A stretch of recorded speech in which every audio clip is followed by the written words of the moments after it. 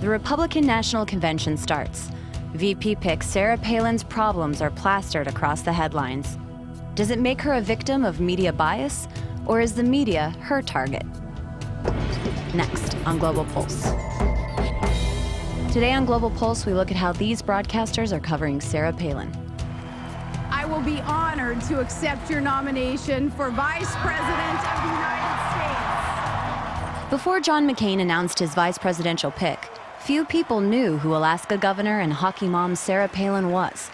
Media worldwide sensationalized every detail of her life, turning serious debate into soap opera, as Chile's Tele, Iran's Press TV, France's TV 5, and Al Jazeera English report.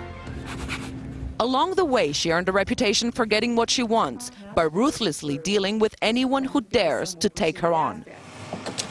Andrew Halcrow is one of her political casualties. She defeated him in the race to be Alaska's governor, becoming known as the anti-corruption candidate. But he now accuses her of corruption, claiming she used her office to try to get her ex-brother-in-law, a state trooper, fired. The case, known as Troopergate, is now under investigation. In a video from 1994, she's shown as an active member of the Independent Party of Alaska, a political movement that calls for Alaska's autonomy. The president of the organization confirms that Palin and her husband were active members. It emerged that Palin's 17-year-old unmarried daughter is pregnant. The convention is to formally nominate John McCain as the Republican Party's candidate for the November presidential vote. Not only is her daughter pregnant, but other scandals have been revealed. We have learned today that she was caught red-handed while fishing without any fishing license. One could say it is not so important, but yes, it is, especially in Alaska where fishing and hunting are the two major activities of the state. What does all this controversy say about McCain's decision to choose Palin? The BBC tried to answer that question. Thanks very much. In the face of this onslaught, the message from the top of the ticket is that everything is fine. And observers here in St. Paul say John McCain's own judgment is the real story. Risk-taking is pretty exciting. A lot of Americans like it, but the obligation of any presidential nominee is to pick someone who's manifestly qualified to be president. I think a lot of people are going to feel John McCain failed that test, and I think he might be punished for that by voters. Fox News disagreed, pointing out there's only one group really upset about Palin's problems.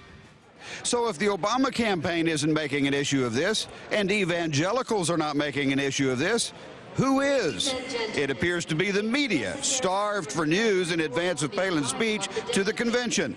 Yet another case of idle minds, Britt. Many publications speculate letting the media attack Palin was part of McCain's campaign strategy. In the San Francisco Chronicle, Joe Garofoli writes, "Here's the Republican strategy for defending vice presidential nominee Governor Sarah Palin from probing questions. Cast her as the victim of a media pile-on." The New York Times wrote, "Mr. McCain's campaign has made its anti-news media message central to the convention program." And on the Huffington Post, "It's hard to say who's receiving more criticism and vitriol from the McCain campaign, Barack Obama or the media. In the absence of a legitimate argument, and in the presence of half-truths and outright lies, McCain operatives are fiercely attacking news outlets that ask tough questions and dig up the truth." And guess what? Palin delivered. In her vice presidential acceptance speech, she not only attacked Obama, but also the media. I've learned quickly these last few days that if you're not a member in good standing of the Washington elite, then some in the media consider a candidate unqualified for that reason alone. But for Global Pulse, I'm Erin Coker.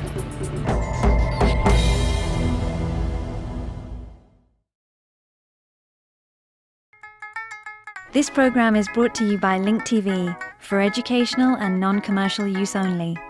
Link TV is the only US network dedicated to global and national news, uncompromising documentaries, and diverse cultural programs. Programs which connect you to the world.